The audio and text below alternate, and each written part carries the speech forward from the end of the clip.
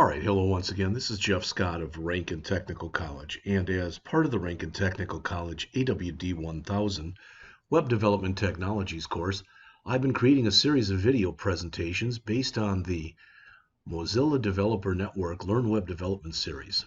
I'm in the JavaScript portion, and we're talking about asynchronous programming, and we're getting into Async Await. All right, as it says, you can use await when calling a function that returns a promise, including Web API examples. And here's the one that we had just looked at.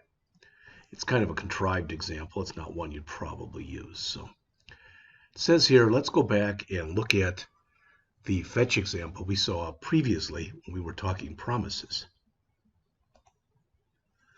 I guess you're going to have to excuse me if the tape occasionally cuts out and then comes back in again. It's allergy season and my allergies are really kicking in. So this was the example that we looked at previously. It says by now you should have a reasonable understanding of promises and how they work, but let's convert this to an async await to see how much simpler it makes things. All right, well, notice there was our fetch. Now we've got the word async in front. All right. And we've got the myFetch.catch if there was a problem. Now, when you look at this, it reads much more like synchronous code, all right, than the previous example that we just looked at. So we've got this function. We're putting the word async in front of it, all right. So let response equal await. We're using the fetch command to try to grab that coffee.jpg.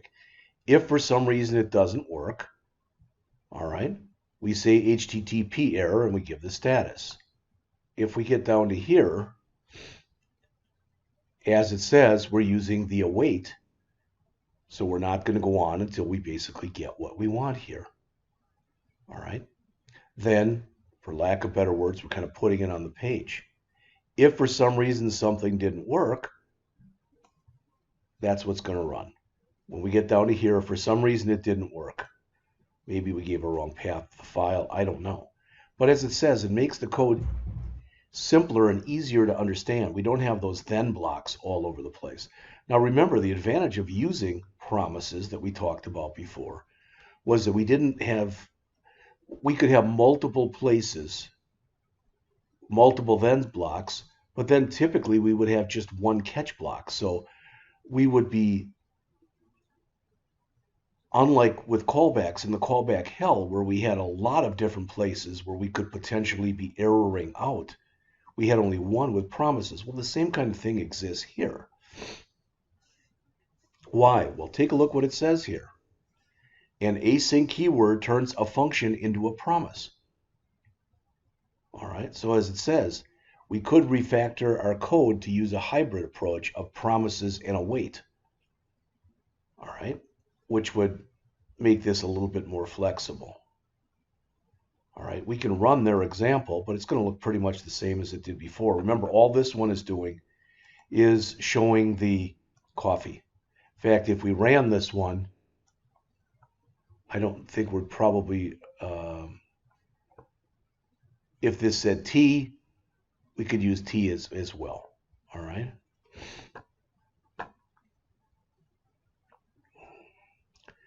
You'll note that we've wrapped the code inside a function and we've included the async word before the function keyword. This is necessary. This is necessary. You have to create an async function to define a block of code in which you'll run your async code. That's the key thing. Await only works inside of async functions. All right.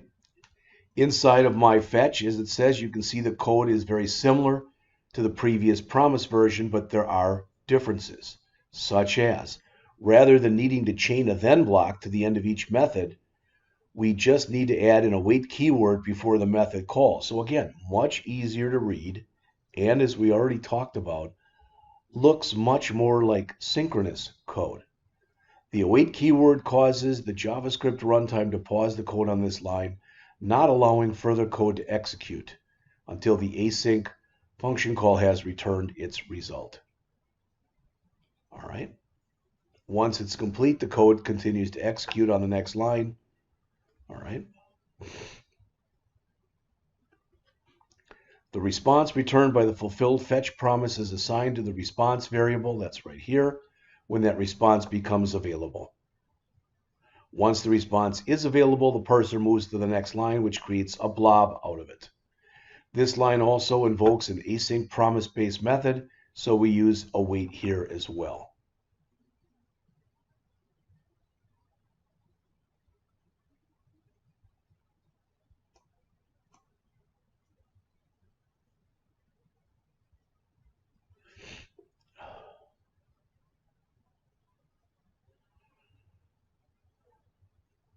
It says you're probably already thinking this is really cool, and you're right. Fewer .then blocks to wrap around code, and most looks more like synchronous code, so it makes it more intuitive. Now, we'll talk error handling in just literally about a minute, but I wanted to mention to you, because I brought it up earlier, this is the book that I had purchased last semester, but I haven't had a chance to look at it yet. It's called JavaScript Async. Events, callbacks, promises, and async await. It's not real long. It's what? 164 pages. And when we look at it in here, and I quickly peruse my way through here, modern JavaScript and async, events, standard and custom, callback, custom async, worker threads, promises, async and await. Finally, fetch, cache, and service worker. So I hope to go through this summer, take a read in there, and if there's anything that I can add to these lectures, then maybe I'll do it at that time.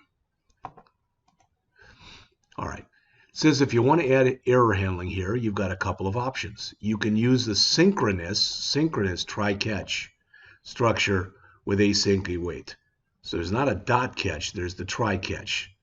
So basically your async function, all right, this is the whole thing, but the part that you attempt to basically have work does this, and this is what you get if you get an error.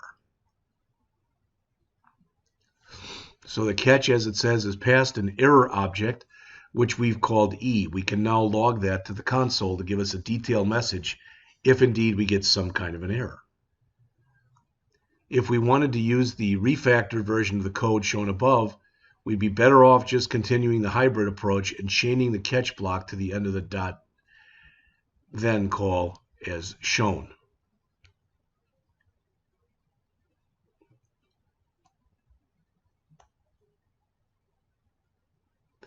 This is because the catch block will catch errors occurring in both async and the promise chain. If you use try catch here, you might get unhandled errors. All right, and these examples are shown on screen. Now, I'm not going through this in much depth and breadth of coverage. I probably haven't done as much on this stuff as I should and will have to do for the class, for the AWD 1111 class in fall. So, all right. As mentioned here, Async Await is built on top of promises, so it's compatible with all features offered by promises, including promise.all. It says, let's again return to the example from the previous article. All right. So converting this to an async await, you'll notice that this is an async function with an await here. This is also an async function with an await here, and this is the promise all. So again, ideally, I believe when we look at the demo, yeah, this handles both our image types, which it returns into blobs, and it handles our string type.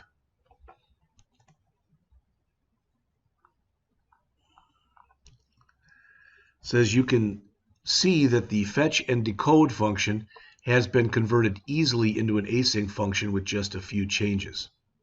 So see the promise all line. Well, that was up above here, so that was right here.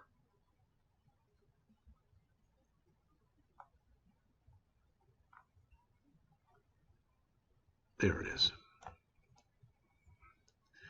By using await here, we are able to get all the results of the three promises returned into the values array when they are available. All right, for error handling, we've included a catch block in our display content call to handle errors occurring in both of the functions. It says here, note it is possible to use a sync finally block within an async function in place of the dot finally to show a final report of what happened. All right. All right. Handling async await slowdown. Async await makes your code look synchronous and in a way behaves more synchronously. The await keyword blocks execution of all code that follows until the promise fulfills. Same way it would in a synchronous operation. It does allow other tasks to run in the meantime, but the awaited code is blocked. And that's kind of what we're looking for here. So as a result, your code could be slowed down by a significant number of awaited promises happening straight after one another. Each await will have to wait for the previous one to finish, whereas what you might want is for promises to begin processing simultaneously as it would if you weren't using Async Await. So they give you two examples here, a slow async await and a fast async await. It says both of them start out with a custom promises that fakes an async process with a set timeout. So if we look at the slow one,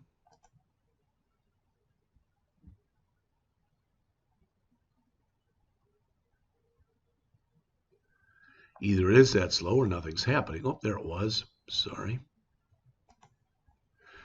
So we're going to wait here. Look like we eventually got an alert to come up. There, time taken in milliseconds, 9,031, so 9 seconds. All right. If we look at this with a fast async await, all right, about a third of the time.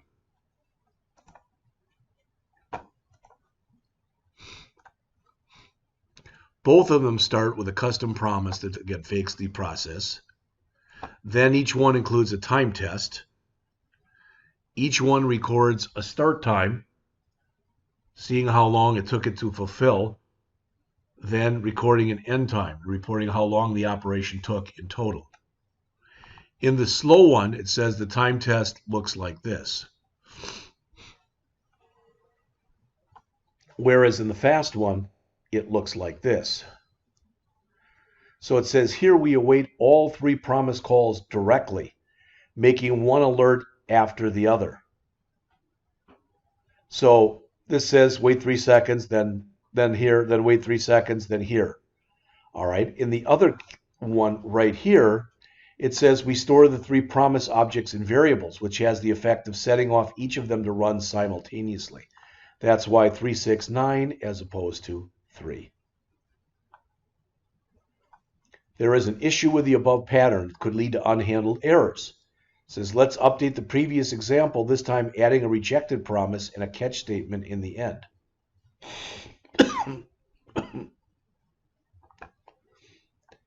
In the above example, the error is handled properly, and the alert appears after 7 seconds. Now on to the second pattern. In this example, we have an unhandled error in the console after 2 seconds, and the alert appears after approximately 5 seconds. To start these in parallel and catch the error properly, it says we could use the promise all. Now again, I'm running through this very quickly, and I understand. We're going to have to spend quite a bit more time on it in class. All right. As one final note, it says you can even add async in front of class objects to make them return promises. Okay? All right. One consideration when deciding whether or not to use Async Await is support for older browsers.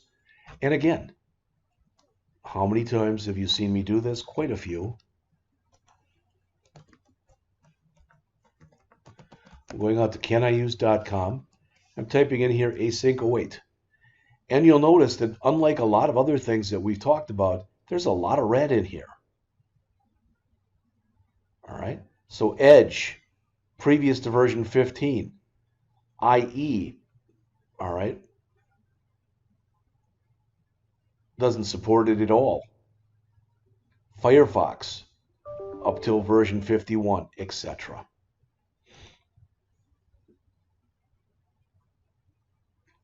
If you want to use the Async Await library but are concerned about older browser support, you should consider using the Babel.js library, which allows you to write your applications using the latest JavaScript and let Babel figure out what changes are needed. All right. So that's it. The only thing that we've got left in this section is choosing the right approach, and I'll be back with that in a couple minutes.